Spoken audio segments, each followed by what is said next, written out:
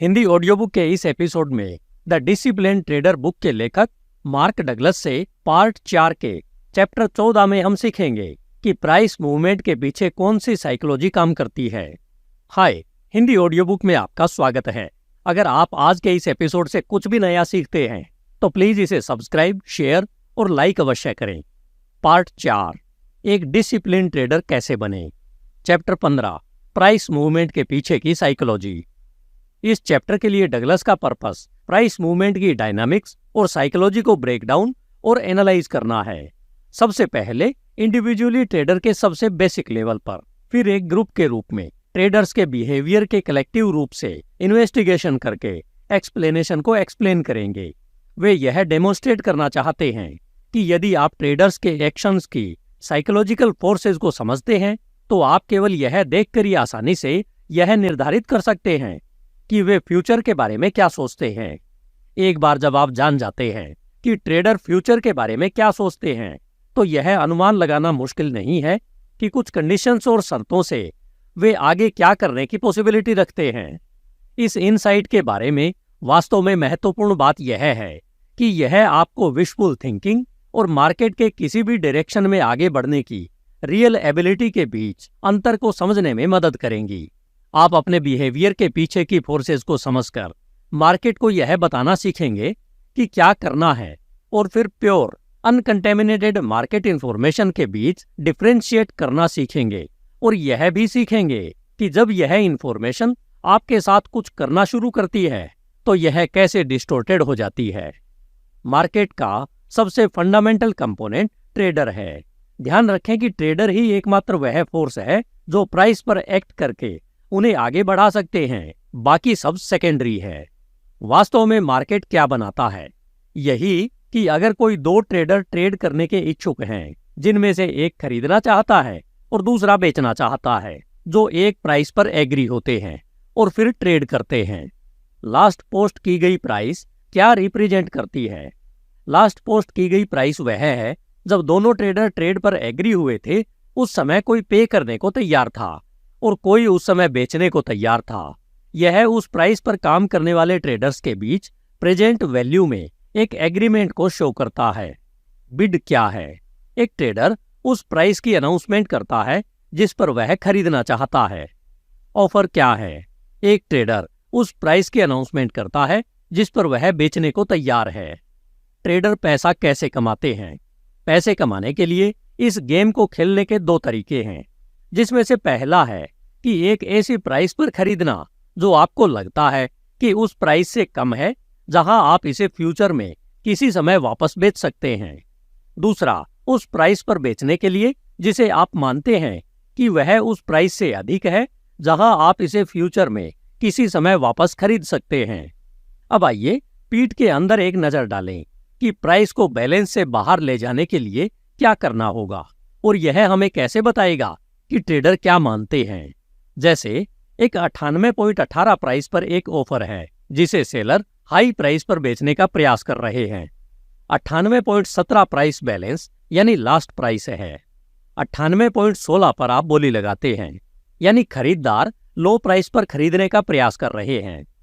चूंकि ट्रेडिंग का एकमात्र ऑब्जेक्टिव पैसा कमाना है, इसलिए हम यह मान सकते हैं कि एक ट्रेडर जानबूझकर किसी ट्रेड में यह सोचकर एंट्री नहीं करेगा कि उसे लॉस होने वाला है। किसी भी ट्रेड के एग्जिस्टेंस के लिए दो ट्रेडर्स की आवश्यकता होती है जो एक प्राइस पर एग्री हो। हालांकि जिस पल से दो ट्रेडर ट्रेड के लिए एग्री होते हैं, वे दोनों खुद को मार्केट रिस्क के अधीन कर रहे होते हैं। दूसरे शब्दों में, अगला टिक उनमें से एक को विनर और दूसरे को लूजर बना देगा। क्योंकि हम जानते हैं कि दोनों ट्रेडर जीतना चाहते हैं, उनमें से कोई भी ट्रेडर हारना नहीं चाहता है। हम मान सकते हैं कि दोनों ट्रेडर्स के कॉन्ट्रैक्ट के फ्यूचर के वैल्यू के बारे में पूरी तरह से अपोजिट परसेप्शन है। इसलिए दो ट्रेडर्स के बीच एक प्राइस पर एग्री होने और ट्रेड करने के लिए उन्हें फ्यूचर के बारे में बिल्कुल अपोजिट परसेप्शन रखनी होगी।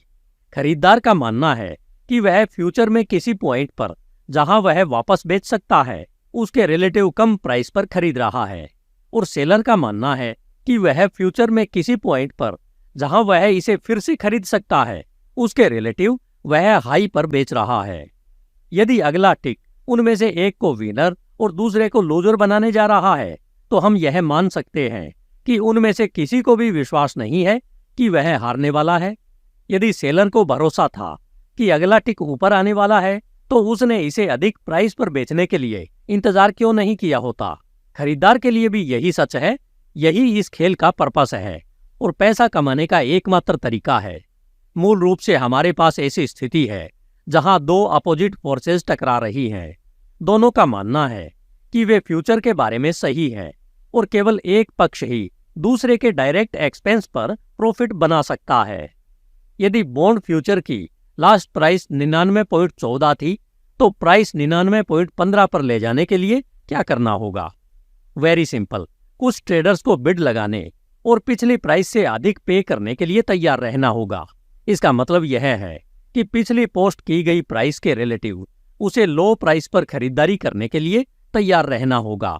कोई भी ट्रेडर या ट्रेडर्स का ग्रुप जो पिछली पोस्ट की गई प्राइस के रिलेटिव हाई प्राइस पर खरीदने या लो प्राइस पर बेचने को इच्छुक है, जो कई कारणों से बहुत महत्वपूर्ण है।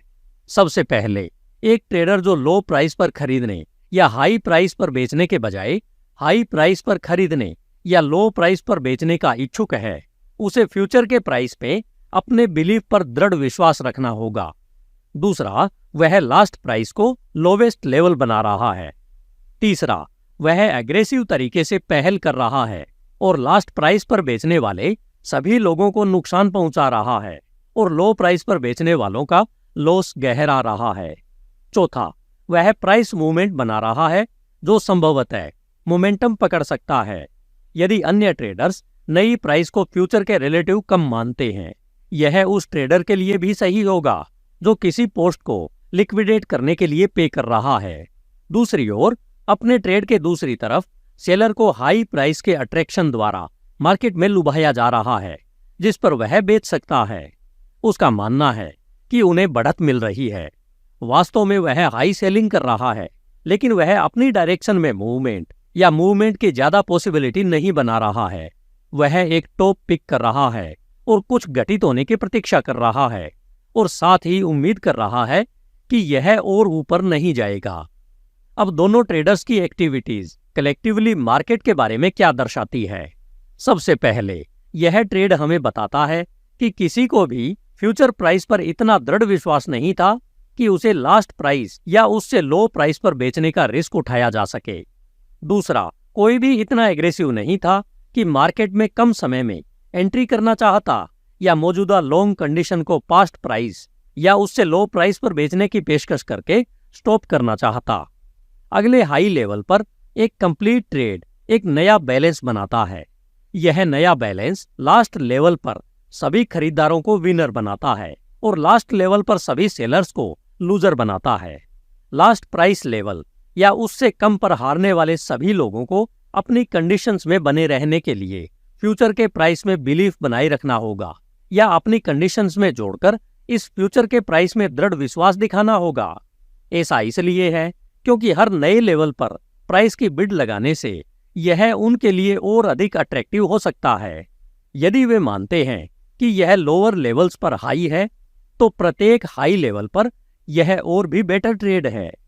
हालांकि एक ही समय में मार्केट अपनी कंडीशन के अपोजिट जो भी स्टेप उठाता है, वह सेलर की फ्यूचर के प्राइस की एक्सपेक्टेशन को अमान्य कर देता है। हर स्टेप क्लियरली दिखाता है कि सेलर डीएक्टिवेटेड है या बायर अग्रेसिव है या बायर्स के पास मार्केट को अपनी डायरेक्शन में ले जाने की अधिक एबिलिटी है।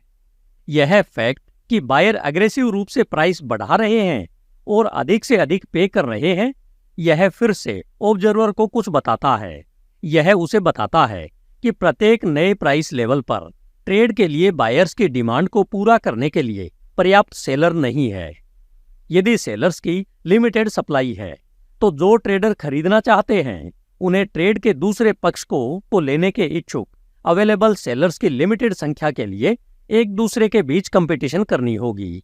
इस वैल्यू एक्टिविटी को देखने मात्र से आपको पता चलता है कि प्रेजेंट टाइम में मूवमेंट बायर्स के पक्ष में है।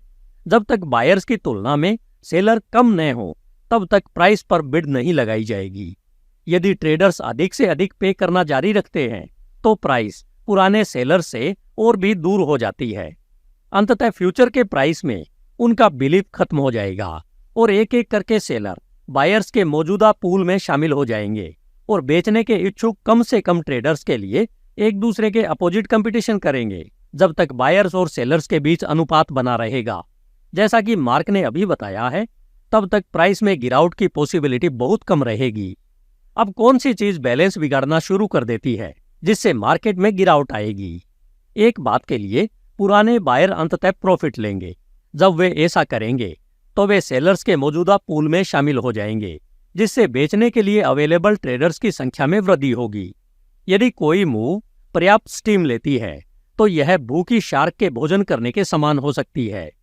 अंततः कुछ इकोनॉमिक फैक्टर्स के कारण प्राइस लाइन से बाहर हो जाएंगे, जिन्हें अन्य ट्रेडर्स रेलेवेंट मानते हैं और उन्हें अपोजिट डायरेक्शन में मार्केट में एंट्री करने के लिए मजबूर करते हैं। यदि ये नए ट्रेडर्स पर्याप्त फोर्स के साथ एंट्री करते हैं तो इससे पुराने बायर्स में घबराहट होने की पॉसिबिलिटी है, जिससे गिरावट का मोमेंटम बढ़ जाएगा। शायद आप इस बैक एंड फोर्थ एक्शन का विजुअलाइजेशन कर सकें। जब ट्रेड के दूसरे पक्ष को लेने के लिए बायर्स की तुलना में अधिक सेलर होते हैं तो बैलेंस खराब हो जाएगा। इसके बाद सेलर एग्रेसिव रूप से लास्ट प्राइस से लो प्राइस पर बेचने की पेशकश करेंगे, जो वे ट्रेड के दूसरे पक्ष को लेने के लिए बायर्स की लिमिटेड संख्या के रूप में देखते हैं। सभी वैल्यू चेंज ग्रुप बिहेवियर का एक फंक्शन है। मार्केट की प्राइस उन लोगों के बीच रस्साकसी की तरह आगे पीछे बहती रहती है जो मानते हैं और उम्मीद करते हैं कि मार्केट ऊपर जाएगा, और इसके परिणाम स्वरूप वे और ज्यादा खरीदते हैं, और जो मानते हैं कि मार्केट नीचे जाएगा वे जल्दी से जल्दी बेचते हैं। यदि दोनों फोर्सेस के बीच बैलेंस नहीं है तो एक पार्ट दूसरे पर प्रभुत्व हासिल कर लेगा। जैसे जैसे प्राइस कमजोर ग्रुप से दूर होती जा रही है, यह स्वीकार करने का इमोशनल दर्द कि वे गलत हैं, नुकसान से बचने की उनकी आवश्यकता के साथ सीधे कन्फ्लिक्ट में होगा। अंततः एक एक करके वे अपनी कंडीशंस में बिलीफ खो देंगे और अपने ट्रेड को लिक्विडेट कर देंगे, जिससे मेन फोर्स की मूवमेंट बढ़ जाएगी। प्रचलित फोर्स तब तक डोमिनेट करेंगी जब तक यह आम परसेप्शन नहीं बन जाती है कि प्राइस बहुत आगे बढ़ गई है और अन्य संबंधित फैक्टरों के अनुरूप नहीं है। डोमिनेंट फोर्स के मेंबर्स को अपनी कंडीशन लिक्विडेट करने के लिए साइड स्विच करनी होगी, जिससे अपोजिट डायरेक्शन में मोमेंटम पैदा होगा। व्यक्तियों के रूप में यदि हमारे पास वास्तव में प्राइस को उस डायरेक्शन में ले जाने की फोर्स नहीं है जिससे हमें सबसे अधिक प्रॉफिट होगा, तो अगली सबसे अच्छी बात यह है कि हम उस साइड की पहचान करना और उसके साथ खुद को अलाइन करना सीखें जिसने डोमिनेंस एस्टैब्लिश कर लिया है, तब तक कि बैलेंस न बदल जाए और फिर से अलाइन न हो जाए। हम अपनी साइड में फोर्स एस्टैब्लिश कर रहे हैं। जैसे जैसे इस रस्साकसी में कीमतें आगे पीछे होती है, यह एक उतार चढ़ाव पैदा करता है जिसे वैल्यू चार्ट, पॉइंट और फिगर चार्ट में आसानी से पहचाना जा सकता है। ये चार्ट हमें ग्राफिक टर्म्स में दिखाएंगे कि फोर्स किस प्रकार इंटरैक्ट और काउंटरैक्ट करते हैं। वे फ्यूचर में ट्रेडर्स के बिलीफ और उस इंटेंसिटी का एक सीन रिप्रेजेंट करते हैं जिसमें वे उन बिलीफ्स पर कार्य करने के इच्छुक हैं। एग्जाम्पल के लिए, यदि कोई मार्केट लगातार हायर हाई और हाई लोअर लेवल पर बना रहा है तो यह निर्धारित करने के लिए कि आगे क्या होने की पॉसिबिलिटी है, अपने आप से आगे दिए गए प्रश्न पूछें। नंबर 1, किस प्रकार के प्राइस एक्शन बायर्स के बिलीफ को कायम रखेंगी कि वे अधिक पैसे कमा सकते हैं? नंबर 2, सेलर्स के मार्केट में कब आने की पॉसिबिलिटी है? नंबर 3, पुराने बायर्स को कहां से प्रॉफिट मिलने की पॉसिबिलिटी है? पुराने सेलर्स को अपनी कंडीशंस में बिलीफ खोने और बेलआउट से बाहर निकलने की पॉसिबिलिटी कहां है? नंबर 4, बायर्स को बिलीफ खोने के लिए क्या करना होगा? नए बायर्स को मार्केट में अट्रैक्ट करने के लिए क्या करना होगा? आप कुछ इंपॉर्टेंट सिग्निफिकेंट रेफरेंस पॉइंट की पहचान करके इन सभी सवालों का जवाब दे सकते हैं, जहां बायर्स और सेलर्स की उम्मीदें बढ़ने की पॉसिबिलिटी है और जहां उन्हें अपना रास्ता नहीं मिलने पर निराश होने की पॉसिबिलिटी भी है। दरअसल यह सब टिपिकल मार्केट बिहेवियर पैटर्न और प्राइस फॉर्मुलेशन में काफी अच्छी तरह से काम करता है, जिससे हम सभी परिचित हैं। इसलिए हम इनमें से कुछ टिपिकल पैटर्न्स की साइकोलॉजिकल स्ट्रक्चर को देखने जा रहे हैं। हालांकि ऐसा करने से पहले मार्क यहाँ कुछ और डेफिनेशन बताना चाहते हैं। Market behaviour. मार्केट के बिहेवियर को इंडिविजुअल्स के कलेक्टिव एक्शन के रूप में डिफाइन किया जा सकता है, जो फ्यूचर के प्राइस मूवमेंट से प्रॉफिट कमाने के लिए अपने स्वयं के हित में कार्य करते हैं और साथ ही उस मूवमेंट को फ्यूचर के बारे में उनकी बिलीफ्स की एक्सप्रेशन के रूप में बनाते हैं। बिहेवियर पैटर्न्स इंडिविजुअली ट्रेडर्स के कलेक्टिव एक्शन से उत्पन्न होता है, जो 3 चीजों में से एक करते हैं: पोजीशन को इनिशिएट करना, पोजीशन को धारण करना और पोजीशन को लिक्विडेट करना। एक ट्रेडर के मार्केट में एंट्री करने का क्या कारण होगा? उसका यह बिलीफ कि वह पैसा कमा सकता है और मार्केट की प्रेजेंट कंडीशंस उस प्राइस लेवल पर ट्रेड में एंट्री करने का अवसर प्रदान करती है जो उस प्राइस से अधिक या कम है जिस पर इसे लिक्विडेट किया जा सकता है। किसी ट्रेडर को किसी पोजीशन पर बने रहने का क्या कारण होगा? एक निरंतर विश्वास कि ट्रेड में अभी भी प्रॉफिट की पॉसिबिलिटी है। किसी ट्रेडर को ट्रेड लिक्विडेट करने का क्या कारण होगा? यह परसेप्शन कि मार्केट अब पैसा कमाने का अवसर नहीं देता। जीतने वाले ट्रेड में इसका मतलब यह होगा कि मार्केट में अब उस डायरेक्शन में आगे बढ़ने की एबिलिटी नहीं है जो ट्रेडर को एक्स्ट्रा प्रॉफिट जमा करने की अनुमति देगा, या इसकी पॉसिबिलिटी के रिलेशन में ट्रेड में बने रहने का रिस्क बहुत अधिक है। लॉस वाले ट्रेड में ट्रेडर का मानना है कि मार्केट में अब उस डायरेक्शन में जाने की एबिलिटी नहीं है जो उसे अपने नुकसान की भरपाई करने की अनुमति देगा, या ट्रेड एक प्री डिटरमाइंड रिस्क था जिसमें पूर्व निर्धारित लॉस लेवल पहले से निर्धारित किया गया था। यदि आप किसी भी प्राइस चार्ट को देखते हैं तो आप देखेंगे कि समय के साथ प्राइस बहुत सिमेट्रिकल रूप से पैटर्न बनाएंगे। इस प्रकार के सिमेट्रिकल दिखने वाले प्राइस पैटर्न कोई एक्सीडेंट नहीं है, वे 2 विरोधी फोर्सेस के बीच कन्फ्लिक्ट का एक विजुअल रिप्रेजेंट है। ट्रेडर आपस में भिड़ते हैं, पक्ष लेते हैं और फिर अपने ट्रेड को लिक्विडेट करने के लिए पार्ट बदलना पड़ता है। Significant reference point. अब आप इन चार्टों में जो खोज रहे होंगे वह इंपॉर्टेंट मार्केट सिग्निफिकेंट पॉइंट है। इन्हें ऐसी किसी भी चीज के रूप में डिफाइन किया जाता है जिसके कारण कुछ घटित होने की पॉसिबिलिटी के बारे में ट्रेडर की उम्मीदें बढ़ जाती है।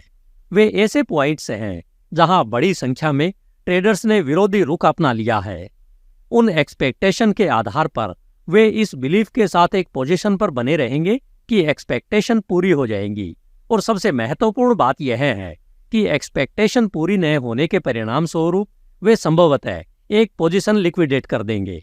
सिग्निफिकेंट रेफरेंस पॉइंट वे स्थान है जहां विरोधी फोर्सेज जो फ्यूचर के बारे में अपोजिट परसेप्शन वाले ट्रेडर ने एक रुख अपनाया है, जहां उन्होंने अपने दिमाग में मार्केट के लिए बिहेव करने के लिए बहुत ही लिमिटेड तरीके निर्धारित किए हैं। यह पॉइंट जितना अधिक महत्वपूर्ण होगा, ट्रेडर का प्राइस पर उतना ही अधिक प्रभाव पड़ेगा, क्योंकि इन पॉइंट्स पर 2 विरोधी फोर्सेस के बीच फोर्स बैलेंस ड्रामेटिक रूप से बदल जाएगा। मार्केट क्या करेगा, इसके बारे में प्राइस लेवल में अनुमानित ये उम्मीदें विशेष रूप से महत्वपूर्ण है, क्योंकि दोनों साइडों बायर्स और सेलर्स ने पहले से ही अपने महत्व की डिग्री तय कर ली है, जहां एक ट्रेडर एक सिचुएशन ले रहा है जो यह शर्त लगाते हुए कि मार्केट जीत नहीं सकता या कुछ मत करो, और ट्रेडर ट्रेड के अपोजिट साइड ले रहा है, और दूसरा ट्रेडर ट्रेड की अपोजिट साइड ले रहा है और शर्त लगा रहा है कि वह ऐसा करेगा। इसलिए रेफरेंस पॉइंट प्राइस लेवल पर जहां मार्केट के एक तरफ के कई ट्रेडर्स के फ्यूचर के बारे में अपनी परसेप्शन को छोड़ने की बहुत पॉसिबिलिटी है, जबकि दूसरी तरफ फ्यूचर के बारे में उनकी परसेप्शन मजबूत होंगी। यह वह जगह है जहां प्रत्येक साइड मार्केट से यह एक्सपेक्टेशन करता है कि वे जो सच मानते हैं उसे मार्केट कंफर्म करे। आप कह सकते हैं कि यह एक ऐसी जगह है जहां ट्रेडर की फ्यूचर के बारे में उम्मीदें वास्तव में फ्यूचर से मिलती हैं। एक तरफ उनके दिमाग में इसका मतलब यह है कि मार्केट उन्हें विनर बना देगी, उनकी बिलीफ को वैलिडेट किया जाएगा। हालांकि दूसरी तरफ के सभी ट्रेडर्स लॉस में रहेंगे। उन्हें लगेगा कि मार्केट ने उनसे कुछ छीन लिया है और वे स्वाभाविक रूप से निराश होंगे। मार्क यहां बताना चाहते हैं कि ऑब्जेक्टिव ऑब्जर्वर किसी भी तरह से परवाह नहीं करता है, वह बस इंडिकेशन और अपॉर्चुनिटी की तलाश में रहेंगे। ट्रेडर्स को किसी चीज के घटित होने की जितनी अधिक उम्मीदें होती है, उनमें निराशा के प्रति टॉलरेंस उतनी ही कम होती है। कलेक्टिवली बेस पर यदि आपके पास ट्रेडर का एक पूरा ग्रुप है जो कुछ होने की उम्मीद करता है और ऐसा नहीं होता है, तो उन्हें अपनी कंडीशन से बाहर निकलने के लिए अपने मूल ट्रेड की ऑब्जेक्ट डायरेक्शन से ट्रेड करना होगा। दूसरी ओर के विनर्स की बिलीफ्स वैलिडेट थी, जिसके परिणाम स्वरूप लूजर्स को उनके ट्रेड से बाहर निकलने के लिए कम से कम ट्रेडर अवेलेबल थे। हारने वालों को ट्रेड के दूसरे पार्ट को लेने के इच्छुक ट्रेडर्स की लिमिटेड सप्लाई के लिए एक दूसरे के बीच कंपटीशन करनी होगी, जिस साइड पर वे मूल रूप से बिलीव करते थे कि वह सक्सेस होगा। एग्जाम्पल के लिए, यदि बायर हारे हुए हैं तो उन्हें अपनी कंडीशन से बाहर निकलने के लिए अन्य ट्रेडर से बाय करने की आवश्यकता है। इस सारी एक्टिविटी के परिणाम स्वरूप एक डायरेक्शन में बहुत अधिक मूवमेंट होगी। Balance area. J Peter Steidlmayer और केविन कोय ने अपनी book markets and market logic में एक वैल्यू एरिया का उल्लेख किया है, जहां उन्होंने पाया कि किसी भी दिन अधिकांश ट्रेडिंग एक्टिविटी एक normal bell curve distribution pattern में होती है।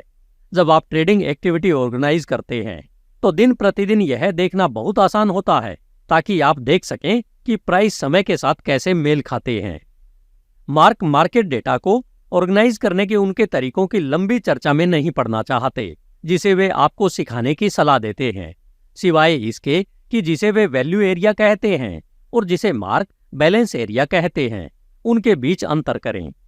स्टीडलमेयर और कोय का कहना है कि अधिकांश ट्रेडिंग वॉल्यूम एक टिपिकल वैल्यू बाउंड्री के भीतर होता है, क्योंकि वह बाउंड्री वह है जिसे मार्केट ने उचित मूल्य के रूप में इस्टेब्लिश किया है, जो कि जो भी कारोबार किया जा रहा है उसके प्राइस को रिप्रेजेंट करता है। मार्क जो डिफरेंशिएट करना चाहते हैं वह यह है कि अधिकांश ट्रेडर विशेष रूप से एप्रोप्रिएट वैल्यू या वैल्यू से संबंधित नहीं होते हैं, वे कंफर्ट से संबंधित होते हैं। उन्हें वही करने से कंफर्ट मिलता है जो बाकी सब कर रहे हैं। बैलेंस एरिया में ट्रेडर मूल रूप से एक दूसरे के ऑर्डर्स या एनर्जी को ऑब्जर्व कर रहे हैं। जब मार्क कहते हैं कि ट्रेडर कंफर्ट से संबंधित है, तो उनका मतलब उस डर से कुछ हद तक कम है जो वे सामान्य रूप से फील करते हैं।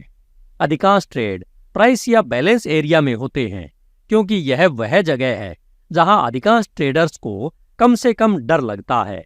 यही कारण है कि प्राइस या बैलेंस एरिया के बाहर कम ट्रेड होते हैं। और क्यों? जैसा कि स्टीडलमेयर और कोय कहते हैं, ये ट्रेड पैसा बनाने के सर्वोत्तम अवसरों को रिप्रेजेंट करते हैं। और यही कारण है कि ये सबसे डरावने ट्रेड हैं, क्योंकि जो ट्रेडर इन्हें कर सकता है वह बिल्कुल अकेला है, क्योंकि झुंड में कोई सिक्योरिटी नहीं है। ऐसे ट्रेडर्स हैं जो विभिन्न परस्पर संबंधित कॉन्ट्रैक्ट्स और कैश मार्केट के बीच कंपैरिजन करके प्राइस से संबंधित हैं। ऐसे प्रोफेशनल कमर्शियल या इंस्टीट्यूशनल आर्बिट्रेज ट्रेडर हैं जो सोफिस्टिकेटेड मैथमेटिकल फॉर्मूलाज के आधार पर पोजीशंस को रखेंगे या हटा देंगे, जो किसी चीज के प्रेजेंट प्राइस को निर्धारित करते हैं, क्योंकि यह किसी और चीज से संबंधित है। अन्यथा अधिकांश ट्रेडर्स के पास प्राइस का थोड़ा सा भी कंसेप्ट नहीं है। मार्केट एक निश्चित प्राइस पर या प्राइस रेंज में जितना अधिक समय व्यतीत करता है, मार्केट में उतना ही अधिक बैलेंस, एग्रीमेंट या कंफर्ट होता है। ट्रेडर एक दूसरे के ऑर्डर्स को ऑब्जर्व कर रहे हैं और कोई भी हाई प्राइस पर बिड लगाने या लो प्राइस की ऑफर करने को तैयार नहीं है। आखिरकार तब कोई ऐसा व्यक्ति मार्केट में एंट्री करेगा जो हर किसी से एग्री नहीं है और मानता है कि प्राइस के बहुत अधिक या कम होने की पॉसिबिलिटी है। यह व्यक्ति या ट्रेडर्स का ग्रुप मूल रूप से अपनी खरीद या बिक्री एक्टिविटी से बैलेंस बिगाड़ देगा। यदि उनकी एक्टिविटी पर्याप्त रूप से सशक्त है तो यह सीरीज ऑफ चेन रिएक्शन की एक सीरीज शुरू कर देगी, क्योंकि यह अन्य ट्रेडर्स को जो या तो पोजीशन होल्ड कर रहे हैं या अपॉर्चुनिटीज के लिए मार्केट को देख रहे हैं, जो इन नई कंडीशंस का सामना करने का कारण बनता है। एग्जाम्पल के लिए, यदि बैलेंस बायर्स के साइड में झुका हुआ है तो वह मार्केट में नए बायर्स को अट्रैक्ट कर सकता है, जिससे अधिक खरीद फोर्स पैदा होगी और इसलिए अधिक अनबैलेंस होगा। इससे उन ट्रेडर्स को नुकसान हो सकता है जो शॉर्ट पोजीशन रखे हुए हैं। ऐसा करने के लिए उन्हें बायर बनने की आवश्यकता होगी, जिससे कम से कम सेलर उन ट्रेडों का दूसरा साइड लेने के इच्छुक होंगे जिनमें बायर शामिल होना चाहते हैं और दूसरे सेलर बाहर निकलना चाहते हैं। ये ट्रेडर सेलर्स की घटती सप्लाई के लिए एक दूसरे के बीच कंपटीशन करेंगे, किसी को बेचने के लिए इसे और अधिक अट्रैक्टिव बनाने के लिए प्राइस की हायर और हायर बिड लगाएंगे, जबकि ये ट्रेडर अपने स्वयं के स्मॉल बिड वार में वे आमतौर पर इस फैक्ट को भूल जाते हैं कि बाकी दुनिया देख रही है कि क्या हो रहा है। ऐसा कोई ट्रेडर हो सकता है जो किसी इन्वेस्टमेंट पोर्टफोलियो या क्रॉप के वैल्यू की रक्षा के लिए बड़े पैमाने पर बचाव करना चाह रहा हो। वह इस प्राइस एक्टिविटी को मौजूदा ट्रेडर्स की तुलना में बिल्कुल अलग पर्सपेक्टिव से देख रहा है। फ्लोर ट्रेडर्स केवल अपना हिस्सा लेने के बारे में चिंतित है और तेजी से बढ़ती या गिरती प्राइस के अवसर को नहीं चूक रहे हैं। दूसरी ओर हेजर्स वैल्यू राइज को एक अनप्रेडिक्टेड गिफ्ट के रूप में देख रहा है। यह रैली उनके पास पहले से मौजूद किसी चीज के प्राइस को लॉक करने के लिए उनके अनुमान से कहीं हाई प्राइस प्रदान कर सकती है। इसलिए कमर्शियल ट्रेडर बचाव करने का निर्णय लेता है और आप यह मान सकते हैं कि यदि एक कमर्शियल ट्रेडर को लगता है कि प्राइस अच्छी है तो अन्य भी ऐसा ही सोचेंगे। वैसे भी यदि हेजर के पास कोई ऑर्डर है जिसे वह रैली को रोकने के लिए काफी बड़ा मानता है तो वह अपने ऑर्डर को संभालने वाले फ्लोर ब्रोकर को बड़े पैमाने पर बिक्री करने की डायरेक्शन देगा, जिसका पर्पस बिना इस रैली को बर्बाद करे जितना संभव हो उतना ऑर्डर बिना बेचे प्राप्त करना है। हालांकि अन्य फ्लोर ट्रेडर को यह समझने में देर नहीं लगेगी कि क्या हो रहा है। वे इस बात से अच्छी तरह परिचित हैं कि कौन से फ्लोर ब्रोकर बड़े कमर्शियल और इंस्टीट्यूशनल कस्टमर्स के लिए ऑर्डर भरते हैं। एक बार जब उन्हें पता चलता है कि मार्केट में कोई बड़ा व्यक्ति रैली में बिक्री कर रहा है तो बहुत कम फ्लोर ट्रेडर्स बिक्री जारी रखकर उनके खिलाफ जाएंगे। कोई भी टॉप पर फंसना नहीं चाहता, इसलिए जैसे ही ट्रेडर के प्रत्येक ग्रुप को पता चलेगा कि कौन बेच रहा है, वे सभी बेचकर अपनी कंडीशंस को अपोजिट करने का प्रयास करेंगे और साइकिल फिर से शुरू हो जाएगा। पिट के बाहर से ऐसा होते हुए देखने पर ऐसा लगेगा कि यह उल्टाव तत्काल हुआ है, लेकिन ऐसा नहीं है। यह वेव्स में होता है क्योंकि कौन बेच रहा है इसकी इंफॉर्मेशन सोर्स से बाहर की ओर फैलती है। यह बिल्कुल उसी तरह से होता है जैसे तालाब में पत्थर फेंकने से उत्पन्न होने वाली तरंगों के साथ होता है। यह मार्क को इस ऑब्जर्वेशन पर ले जाता है कि कुछ ट्रेडर्स के पास वैल्यू की कोई कंसेप्ट है। वे जानते हैं कि प्राइस में उतार चढ़ाव पैसा बनाने की अपॉर्चुनिटी पैदा करता है, और अगर उन्हें नहीं पता कि वे क्या कर रहे हैं तो यह उतनी ही आसानी से पैसा छीन सकता है। यदि प्राइस एक निश्चित अवधि के लिए एक निश्चित सीमा के भीतर कारोबार करती है तो ट्रेडर उस बैलेंस एरिया के साथ सहज हो जाएंगे, जिससे ट्रेडर के लिए ट्रेड करना आसान हो जाएगा। जैसे जैसे प्राइस बैलेंस एरिया से बाहर निकलती है तब इसमें कम ट्रेडर भाग लेंगे, क्योंकि उन्हें लगता है कि वे जितना सहज फील करते हैं उससे कहीं अधिक रिस्क है। उतार चढ़ाव संभवतः इन सिग्निफिकेंट रेफरेंस पॉइंट में सबसे प्रमुख पिछले उतार चढ़ाव हैं। यदि प्राइस लगातार अधिक बढ़ रही है तो बायर यह अनुमान लगाना शुरू कर देंगे कि प्राइस पिछली हायर तक पहुंच सकती है या नहीं, और सेलर एक और टॉप की तलाश में रहेंगे। सेलर के दिमाग में लास्ट टॉप या डिस्टेंट पास्ट में अन्य टॉप एक ऐसी जगह थी जहां मार्केट को रैली को रोकने के लिए पर्याप्त रेजिस्टेंस का सामना करना पड़ा। दूसरे शब्दों में, पर्याप्त ट्रेडर्स ने सोचा कि पिछली बार प्राइस महंगी थी और वे यह अनुमान लगाना शुरू कर देंगे कि क्या फिर से ऐसा ही होगा। बायर्स और सेलर्स दोनों ने मार्केट द्वारा दो पॉसिबल चीजों में से एक करने की पॉसिबिलिटी के बारे में उम्मीदें बढ़ा दी होंगी, जो था नई ऊंचाई बनाना या नई ऊंचाई बनाने अनसक्सेस होना। जैसे जैसे मार्केट इस ऊंचाई पर पहुंचता है, यदि उनमें से कुछ लोग किसी महत्वपूर्ण लेवल से हाई प्राइस पर बिड लगाने को तैयार हैं, तो यह उन अन्य ट्रेडर्स को बिलीफ दिला सकता है जो साइडलाइन थे। यदि ये नए ट्रेडर्स बायर के रूप में मार्केट में आते हैं तो इससे मार्केट में तेजी आएगी, जिससे संभवतः पुराने सेलर्स को अपनी कंडीशन से बाहर निकलना पड़ेगा। इससे प्राइस में अपवर्ड मोमेंटम की मूवमेंट भी बढ़ेगी। सपोर्ट और रेजिस्टेंस। गिरते मार्केट में सपोर्ट एक प्राइस लेवल है जहां बायर्स ने मार्केट में एंट्री किया या पुराने सेलर ने प्राइस को कम होने से रोकने के लिए पर्याप्त फोर्स के साथ अपने शॉर्ट्स को लिक्विडेट कर दिया। बढ़ते मार्केट में रेजिस्टेंस एक प्राइस लेवल है जहां सेलर ने मार्केट में एंट्री किया या पुराने बायर ने प्राइस को और अधिक बढ़ने से रोकने के लिए पर्याप्त फोर्स के साथ अपने लॉन्ग को लिक्विडेट कर दिया। सपोर्ट और resistance level significant reference point है, क्योंकि कई ट्रेडर चार्ट पर सपोर्ट और रेजिस्टेंस को पहचानते हैं और उनके महत्व पर विश्वास करते हैं। यह कथन कुछ लोगों को अनावश्यक लग सकता है, लेकिन यह वास्तव में मार्केट्स के नेचर के बारे में एक बहुत ही महत्वपूर्ण पॉइंट को दर्शाता है। सभी बिलीफ्स अंततः सेल्फ फुलफिल होने वाली भविष्यवाणियां बन जाती है। यदि पर्याप्त ट्रेडर सपोर्ट और रेजिस्टेंस के महत्व में बिलीव करते हैं और उन लेवल्स पर ट्रेड करके अपना विश्वास दिखाते हैं, तो वे वास्तव में फ्यूचर के बारे में अपने विश्वास को पूरा कर रहे हैं। ऑब्जर्वर के रूप में यदि हम जानते हैं कि प्रत्येक साइड एक चीज होने की उम्मीद करता है, तो हमें पता चल जाएगा कि विजेता कौन होगा, हारने वाला कौन होगा, वे हर केस में क्या करेंगे और यह दोनों फोर्सेस के बीच बैलेंस को कैसे अफेक्ट करेगा।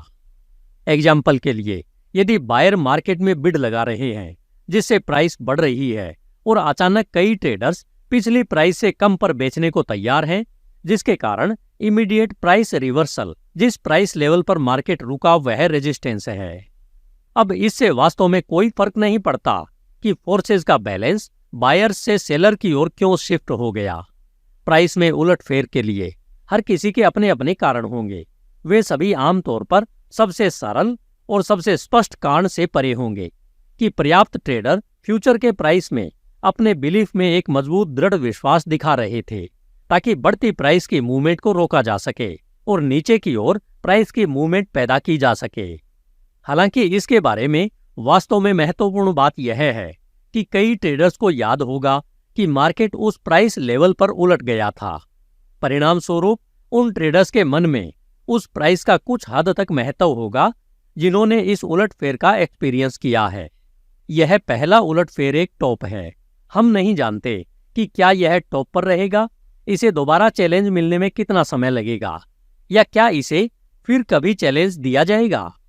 यदि बायर मार्केट में पिछली हाई पर वापस बिड लगाने के लिए पर्याप्त डोमिनेंट हैं, तो वे इस सेकंड अटेम्प्ट को एक टेस्ट मानेंगे और यह अनुमान लगाना शुरू कर देंगे कि प्राइस पिछली हाई से अधिक हो सकती है या नहीं। ऐसा होने का एकमात्र तरीका यह है कि ये हाई प्राइस वास्तव में अतिरिक्त ट्रेडर को बिक्री के साइड में मार्केट में अट्रैक्ट करती है, क्योंकि उनका मानना है कि यह फ्यूचर के रिलेवेंट लो प्राइस पर बाय करने का एक अवसर है। फ्लोर ट्रेडर विशेष रूप से इस बात से अवगत होते हैं कि नए ट्रेडर्स को फ्लोर से मार्केट में अट्रैक्ट किया जा रहा है या नहीं, और वे इस इंफॉर्मेशन पर कार्य करते हैं। इस एग्जाम्पल के लिए, यदि पिछली बार प्राइस इस लेवल पर पहुंचने पर मार्केट बहुत तेजी से रिवर्स गया था, तो ऐसे कई ट्रेडर्स होंगे जो सोचेंगे कि शायद यह फिर से रिवर्स हो जाएगा। परिणाम स्वरूप वे लास्ट हाई लेवल से परे प्राइस के ट्रेड की कम पॉसिबिलिटी के बारे में अपने बिलीफ पर कार्य कर सकते हैं और ऐसा होने से रोक सकते हैं। यदि अधिक ट्रेडर्स इस बिलीफ पर कार्य करने को तैयार हैं कि यह उन लोगों के रिलेशन में नहीं होगा जो इस बिलीफ पर कार्य करते हैं कि ऐसा होगा, तो प्राइस फिर से रुक जाएंगे। टेक्निकली रूप से एक बार जब मार्केट पिछले हाई या लो का टेस्ट करता है और एंट्री करने में फैल रहा है, तो आपके पास एक डिफाइंड सपोर्ट और रेजिस्टेंस एरिया होता है। सपोर्ट और रेजिस्टेंस को पॉइंट एंड फिगर चार्ट में सबसे आसानी से पहचाना जाता है, क्योंकि वे ग्राफिकल रूप से रिवर्सल में प्राइस मूवमेंट को रिप्रेजेंट करते हैं। एक बार जब सपोर्ट और रेजिस्टेंस इस्टेब्लिश हो जाते हैं और पहचाने जाते हैं, तो अपने ऑर्डर को सपोर्ट या रेजिस्टेंस लाइन के दोनों ओर रखकर ट्रेड करना बहुत आसान हो सकता है। एग्जाम्पल के लिए, यदि पिछले 2 हफ्तों में हर बार बॉन्ड 95.25 तक बढ़े, फिर 94.10 जैसे कुछ सपोर्ट लेवल तक काफी नीचे गिर गए, जो मार्क ने अभी डिस्क्राइब किया है कि वह एक सपोर्ट और रेजिस्टेंस एरिया है, जिसे आमतौर पर ट्रेडिंग रेंज कहा जाता है। एरिया के किसी भी एज का महत्व इस बात से निर्धारित होगा कि कितनी बार प्राइस 95.25 तक बढ़ी और पेनिट्रेट होने में फेल रही, और कितनी बार प्राइस 94.10 तक गिरी और पेनिट्रेट होने में फेल रही। जाहिर है, जितने अधिक प्रयास और अनसक्सेस होंगी, इन पॉइंट्स का उस ट्रेडर के दिमाग में उतना ही अधिक महत्व होगा जो इन टेस्टों और बाद की फेलियर्स का एक्सपीरियंस करते हैं। किसी विशेष डायरेक्शन के प्रति बायस न रखने वाले ऑब्जेक्टिव ऑब्जर्वर के लिए ट्रेडिंग रेंज पैसे कमाने का बहुत आसान तरीका हो सकता है। जैसे ही मार्केट 95.25 के करीब पहुंचता है, 95.21 के आसपास बेचने का ऑर्डर दें। क्योंकि हम जानते हैं कि मार्केट एक्यूरेट नहीं है, आप अपना ऑर्डर बिल्कुल बाउंड्री के ऊपरी एज पर नहीं रखना चाहेंगे, क्योंकि हर बार जब मार्केट पेनिट्रेट होने का प्रयास करेगा तो कई ट्रेडर होंगे जो फेलियर की आशंका कर रहे होंगे। परिणाम स्वरूप वे जल्दी बेचना शुरू कर देंगे, और यदि आपने वहां अपना ऑर्डर दिया होता तो प्राइस कभी भी आपके लिए 95.25 तक नहीं पहुंच पाती। इसके अलावा संभवतः 95.31 के आसपास रुकने और रिवर्स के लिए मार्केट में ऑर्डर दें। इस एग्जाम्पल में मार्क ने मार्केट को खुद को डिफाइन करने के लिए जो 6 टिक दिए हैं वे पर्याप्त नहीं हो सकते हैं।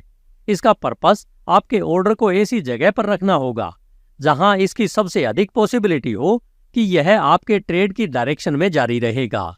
यदि मार्केट 95.31 पर ट्रेड करता है तो पुराने सेलर्स निराश होंगे और कलेक्टिवली रूप से अपनी स्थिति से बाहर निकलने के लिए यह अभी भी पर्याप्त नहीं हो सकता है, जिससे प्राइस और बढ़ जाएंगी। यह ट्रेड तब काम करेगा जब पर्याप्त ट्रेडर के दिमाग में रेजिस्टेंस लेवल के हाई लेवल का महत्व हो, ताकि वे इसके खिलाफ एक्ट कर सकें और उन लोगों के रिलेशन में बेच सकें जो खरीदने के इच्छुक हैं। हर बार जब मार्केट इस एरिया में पहुंचता है तो ट्रेडर 2 पॉसिबल चीजों में से किसी एक के घटित होने की उम्मीद करेंगे। मार्केट में एंट्री होगी या यह फिर से फेल हो जाएगा। किसी भी कंडीशन में प्राइस में चेंज के रिजल्ट इंपॉर्टेंट होंगे, क्योंकि मार्केट का एक साइड निराश होगा, और अगर हम जानते हैं कि प्रत्येक ग्रुप को क्या वैलिडेट और निराश करेगा तो हम यह निर्धारित कर सकते हैं कि वे कैसा बिहेव करेंगे और इस तरह मार्केट के बैलेंस को अफेक्ट करेंगे। क्योंकि मार्केट एक पॉइंट से दूसरे पॉइंट तक बिहेवियर के अरबों पैटर्न दिखा सकता है। सपोर्ट और रेजिस्टेंस जैसे सिग्निफिकेंट रेफरेंस पॉइंट उन बिहेवियर्स को 2 पॉसिबिलिटीज तक लिमिटेड कर देते हैं। अपना ऑर्डर दोनों तरफ रखकर आप कंडीशन से प्रॉफिट उठा सकते हैं, चाहे कुछ भी हो जाए। सपोर्ट रेजिस्टेंस बन जाता है और रेजिस्टेंस सपोर्ट बन जाता है। यह कई ट्रेडर्स ने सुना या पढ़ा होगा कि पुराना सपोर्ट रेजिस्टेंस बन जाता है और पुराना रेजिस्टेंस सपोर्ट बन जाता है। मार्केट की यह इनसाइट कुछ बहुत अच्छे साइकोलॉजिकल कारणों से वैलिडेट है। यदि रेजिस्टेंस 95.25 पर एस्टैब्लिश किया गया है तो इसका कारण यह है कि पर्याप्त ट्रेडर थे जिन्होंने इसे रेजिस्टेंस बनाने के लिए उस प्राइस पर बेचा था। वास्तव में यह शायद ट्रेडर्स का वही ग्रुप होगा जो हर बार मार्केट के उस प्राइस के करीब पहुंचने पर 95.25 पर बेचते थे। इसलिए जब भी मार्केट 95.25 तक चढ़ा और बिकवाली हुई, इसने उन सभी ट्रेडर्स को विनर बना दिया जिन्होंने उस प्राइस पर या उसके आसपास बेचने का ऑप्शन चुना। परिणाम स्वरूप 95.25 उन ट्रेडर्स के मन में बहुत अधिक महत्व रखेगा जो सक्सेस रहे थे। प्रत्येक अगली बार जब वे सक्सेस होंगे तो उस प्राइस लेवल पर उनका विश्वास और मजबूत होगा। अब प्राइस फिर से 95.25 तक बढ़ जाती है, शायद चौथी या 5वीं बार, और पिछली बार की तरह आपके पास ट्रेडर का एक ग्रुप होगा जो उस रेजिस्टेंस लेवल पर बिलीव करते हैं और इसके खिलाफ बेचेंगे। केवल इस बार बायर रास्ते में बहुत मजबूत हैं और रेजिस्टेंस लेवल के माध्यम से बाई करना जारी रखते हैं। वे सभी ट्रेडर्स जो 95.25 पर बेचने का ऑप्शन चुनते हैं, उन्हें अब लॉस वाले ट्रेड से निपटने का सामना करना पड़ रहा है। कुछ लोग मामूली नुकसान के साथ बाहर निकल जाएंगे, अन्य लोग उम्मीदें करते रहेंगे कि मार्केट वापस आ रहा है। किसी भी मामले में ट्रेडर ने फ्यूचर के बारे में उनकी परसेप्शन को अनवैलिडेट कर दिया है और उन्हें काफी नुकसान हो रहा है। उन्हें 95.25 पर भरोसा था और उनके मन में मार्केट ने उन्हें धोखा दिया। अगर कई दिनों की तेजी के बाद मार्केट वापस 95.25 पर आ जाता है तो आपको क्या लगता है कि पिछली बार 95.25 पर बेचने वाले ट्रेडर्स का ग्रुप जो मानते हैं कि उनके साथ धोखा हुआ है कैसा बिहेव करेंगे? सबसे पहले जो ट्रेडर मार्केट में वापस आने की उम्मीद में टिके हुए थे, जैसे ही वे पूरी तरह से तैयार होने के करीब होंगे, उन्हें राहत मिलेगी। वे अपना पैसा वापस पाने के लिए बहुत आभारी होंगे। यहाँ अब एक्स्ट्रा प्रॉफिट की पॉसिबिलिटी चाहे जो भी हो, उनके उस ट्रेड में बने रहने का कोई रास्ता नहीं है। उन्हें अपने शॉर्ट्स को खत्म करने के लिए बायर बनना होगा और वे अपनी पीड़ा को समाप्त करने के लिए बहुत खुश होंगे। जिन ट्रेडर्स ने मूल रूप से मार्केट में 95.25 के लेवल पर पहुंचने पर अपने लॉस में कटौती की थी, वे उस प्राइस पर फिर से बेचने पर विचार नहीं करेंगे, क्योंकि पिछली बार जब उन्होंने उस प्राइस पर बेचा था तो गलत होने का इमोशनल दर्द हुआ था। यहाँ मार्क यह नहीं कह रहे हैं कि वे बदले में उस लेवल पर बाई करेंगे, लेकिन बहुत पॉसिबिलिटी है कि वे बेचेंगे नहीं। मार्केट के बैलेंस पर इसका कंप्लीट प्रभाव 95.25 यानी पुराने रेजिस्टेंस पर अवेलेबल सेलर्स के मौजूदा पूल से दूर जाना होगा, जिससे बैलेंस बायर्स के साइड में हो जाएगा। इसलिए पुराना रेजिस्टेंस सपोर्ट बन जाता है और पुराना सपोर्ट उन्हीं कारणों से रेजिस्टेंस बन जाता है। ट्रेंड और ट्रेंड लाइन ट्रेड समय की अवधि में हायर हाई और हायर लो या लोअर हाई और लोअर लो की एक सीरीज काम करती है, क्योंकि मार्केट में आने के लिए एक दूसरे के साथ कंपटीशन करने वाले बायर्स की संख्या को ऑब्जर्व करने के लिए पर्याप्त सेलर नहीं होते हैं। इस बाइंग फोर्स में लोअर लेवल्स पर पुराने सेलर भी शामिल होंगे, जो अंततः बिलीफ खो देते हैं और अपनी स्थिति से बाहर निकल जाते हैं। वे ऐसा महत्वपूर्ण संख्या में तब करेंगे जब प्राइस उनके अनुसार सिग्निफिकेंट रेफरेंस पॉइंट तक पहुंच जाएगी। ध्यान रखें कि ट्रेंड्स समय का एक कार्य है। अगले टिक अप को एक टिक टेंडेंसी के रूप में डिफाइन किया जा सकता है। बायर्स और सेलर्स के बीच यह अनबैलेंस कब तक रहेगा? ऊपर की ओर ट्रेंड वाले मार्केट में प्राइस वापस आ जाएंगी, क्योंकि बायर्स प्रॉफिट ले रहे हैं। इससे कुछ अपोजिट प्रेशर पैदा होगा। लेकिन यदि यह टेंडेंसी सामान्य रिट्रेसमेंट के बाद भी जारी रहती है, तो यह आपको बताता है कि अभी भी सभी बायर्स को ऑब्जर्व करने के लिए पर्याप्त सेलर नहीं है, जबकि नीचे की ओर मूवमेंट पैदा करने के लिए पर्याप्त क्वांटिटी बची हुई है।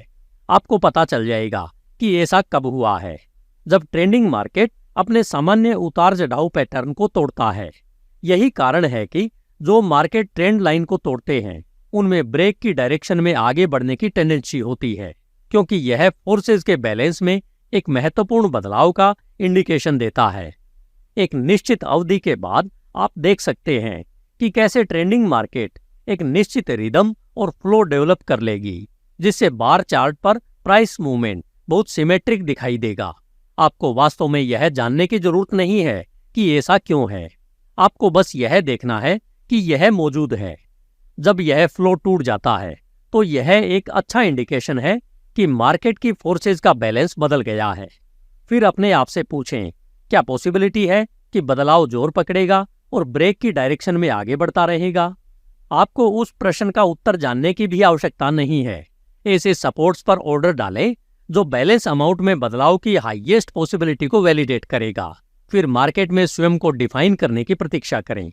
यदि आपका ऑर्डर भर गया है तो यह वैलिडेट करने के लिए कि आपका ट्रेड अभी भी वैलिडेट है, वहां रुकें जहां मार्केट नहीं होना चाहिए। फिर आप पूछना कि क्या ट्रेड वैलिडेट है, जब वहां वैल्यू चेंज की हाईएस्ट पॉसिबिलिटी प्रचलित फोर्स की डायरेक्शन में होती है। हाई रिट्रेस, लोअर हाई तक रैली। मार्क आपको एक एग्जाम्पल देते हैं। इससे कोई फर्क नहीं पड़ता कि यह ट्रेड कितना सिंपल है। इसमें काम करने के बहुत अच्छे साइकोलॉजिकल कारण हैं। इस एग्जाम्पल में मार्केट ने नई ऊंचाइयां बनाई और बिकवाली हुई।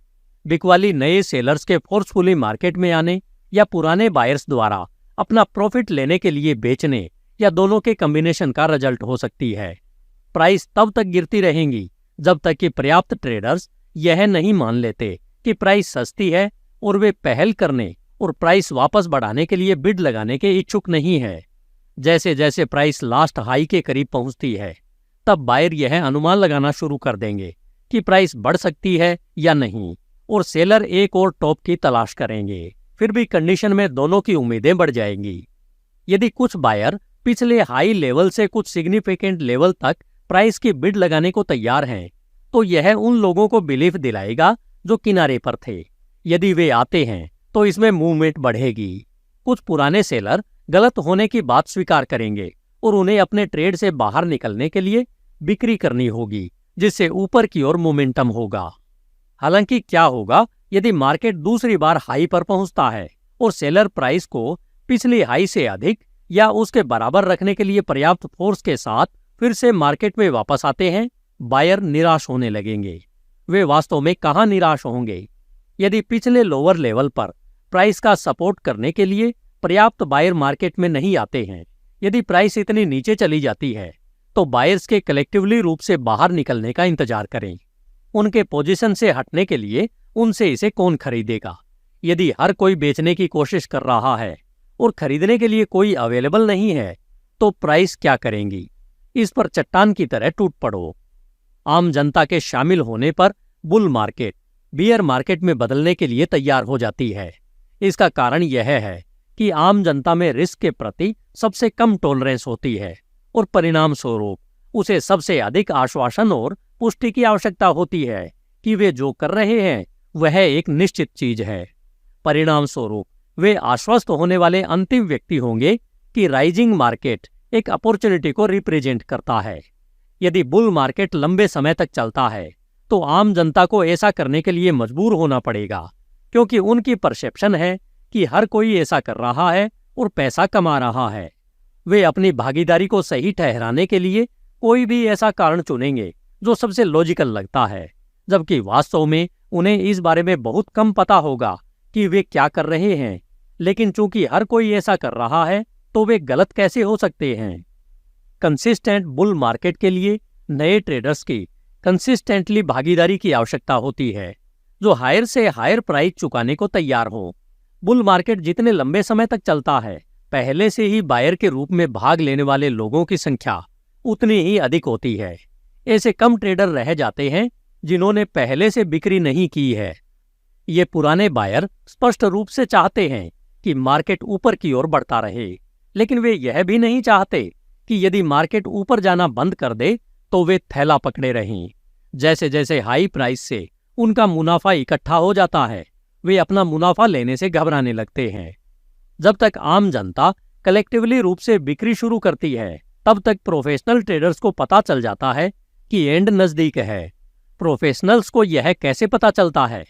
क्योंकि प्रोफेशनल जानता है कि प्राइस बढ़ाने के लिए भाग लेने वाले लोगों की संख्या की एक लिमिटेड संख्या है।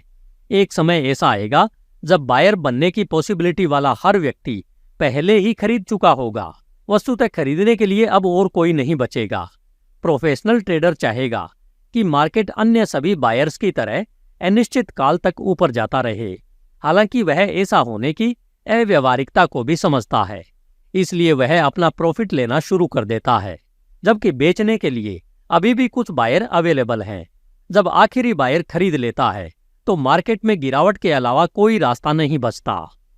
जनता इसमें फंस जाती है क्योंकि वे रिस्क लेने को तैयार नहीं थे, जबकि मार्केट में अभी भी बदलाव की पॉसिबिलिटी थी। मार्केट को खुद को कायम रखने के लिए अधिक से अधिक लोगों को अट्रैक्ट करने की जरूरत है। इस मामले में यह देश या दुनिया जितनी बड़ी है, उतने ही लोग हैं जो खरीदेंगे। आखिरकार खरीदारों की सप्लाई खत्म हो जाती है, और जब ऐसा होता है तो मार्केट चट्टान की तरह गिर जाती है। ऐसा होने से पहले प्रोफेशनल्स अपनी पोजीशन बेच रहे हैं, लेकिन एक बार जब बायर्स की सप्लाई खत्म हो जाती है, तो प्रोफेशनल बायर्स की अवेलेबल सप्लाई के लिए एक दूसरे के बीच कंपटीशन करना शुरू कर देते हैं, जो तेजी से घट रही है। इसलिए वे किसी को अट्रैक्ट करने के लिए कम और लो प्राइस की पेशकश करते हैं, ताकि वे मार्केट से बाहर निकल सकें। कुछ पॉइंट पर लो प्राइस लोगों के लिए अट्रैक्टिव होने के बजाय उन्हें डरा देती है, क्योंकि जनता को इस लॉस की उम्मीद नहीं थी। उनकी एक्सपेक्टेशंस बहुत अधिक हैं और निराशा बहुत कम सहन होती है। उनके मार्केट में एंट्री का एकमात्र कारण यह था कि यह एक निश्चित बात थी कि जब जनता बेचने लगती है तो भगदड़ मच जाती है। फिर लोग अपने एक्शंस के लिए किसी लॉजिकल कारण को जिम्मेदार ठहराएंगे, क्योंकि कोई भी नहीं चाहता कि उन्हें तर्कहीन या घबराया हुआ समझा जाए। लोगों के घबराने और प्राइस गिरने का असली कारण सिर्फ यह है कि प्राइस ऊपर की ओर बढ़ती नहीं रही। तो अभी हमने इस चैप्टर में जाना कि प्राइस मूवमेंट के पीछे कौन सी साइकोलॉजी काम करती है। अगली एपिसोड में बुक के चैप्टर 16 में हम सीखेंगे कि ट्रेडिंग में सक्सेस के लिए हमें कौन कौन से स्टेप्स उठाने आवश्यक होते हैं। अगर आपको मेरा यह प्रयास पसंद आया हो तो मुझे कमेंट करके अवश्य बताएं। इसे सब्सक्राइब करें, लाइक करें व अपने कम से कम 4 दोस्तों के साथ सोशल मीडिया पर शेयर अवश्य करें। धन्यवाद। मिलते हैं HindiAudiobook.com के नॉलेज से भरपूर अगले एपिसोड में। HindiAudiobook.com। आपका दिन शुभ हो।